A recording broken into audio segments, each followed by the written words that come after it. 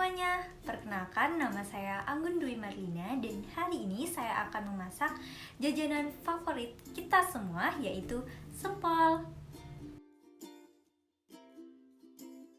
250 gram dada ayam, 3 sendok makan tepung terigu, 6 sendok makan tepung tapioka, 1 butir putih telur, daun bawang secukupnya, 4 siung bawang merah dan 2 siung bawang putih, garam, lada bubuk, kaldu ayam, dan gula secukupnya. Jangan lupa kenakan sarung tangan untuk meminimalisir kontaminasi mikroorganisme yang dapat merusak mutu bahan pangan. Tahap pertama yaitu memisahkan daging dada ayam dari tulang dan uratnya menggunakan pisau yang tajam. Setelah dipisahkan dari tulang dan uratnya, daging dada ayam dipotong sebanyak 250 gram.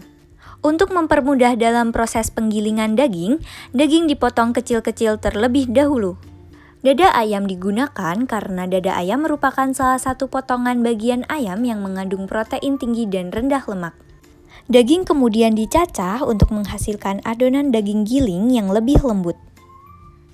Tahap mencacah menjadi tahap akhir pemisahan daging dada ayam dari tulang dan uratnya.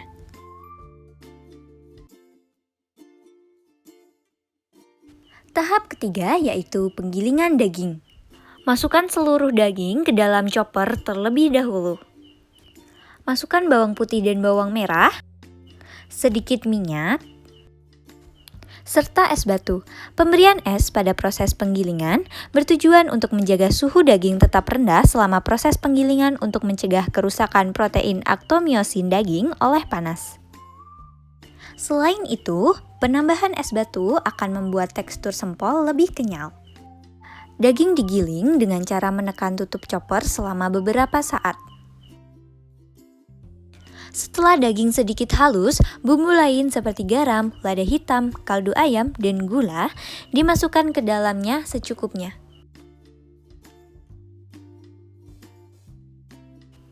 Selanjutnya, tidak lupa dimasukkan putih telur. Penambahan putih telur bertujuan sebagai bahan pengenyal alami dan emulsifier dalam pembuatan sempol daging ayam. Selain itu, putih telur menambah rasa gurih pada sempol karena putih telur mengandung protein yang menyumbang rasa gurih. Tahap ketiga yaitu pembuatan adonan. Adonan daging ayam giling yang telah halus dipindahkan ke dalam wadah. Kemudian masukkan daun bawang, 3 sendok makan tepung terigu, serta 6 sendok makan tepung tapioka. Penambahan tepung tapioka bertujuan untuk membentuk tekstur kenyal pada sempol. Tepung tapioka memiliki kemampuan pembentukan gel melalui proses gelatinisasi serta tingginya kandungan amilopektin pada tepung tapioka dapat membentuk daya lengket yang kuat sebagai syarat terbentuknya kekenyalan pada sempol. Aduk adonan hingga semua bahan tercampur dengan rata. Tahap keempat yaitu pembentukan sempol. Untuk mempermudah pembuatan sempol, siapkan alas plastik yang telah dilapisi sedikit minyak agar adonan tidak lengket. Kemudian, adonan daging sempol diletakkan di atas plastik secukupnya. Beri tusuk sate untuk pegangan, dan bentuk sempol sedemikian rupa sesuai keinginan menggunakan tangan. Sempol memiliki ciri khas berbentuk lonjong dengan tusuk sate di bawahnya untuk pegangan yang memudahkan ketika dikonsumsi.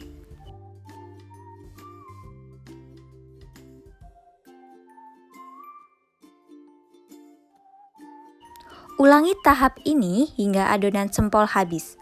Pada resep ini, saya dapat menghasilkan hingga 40 tusuk sempol.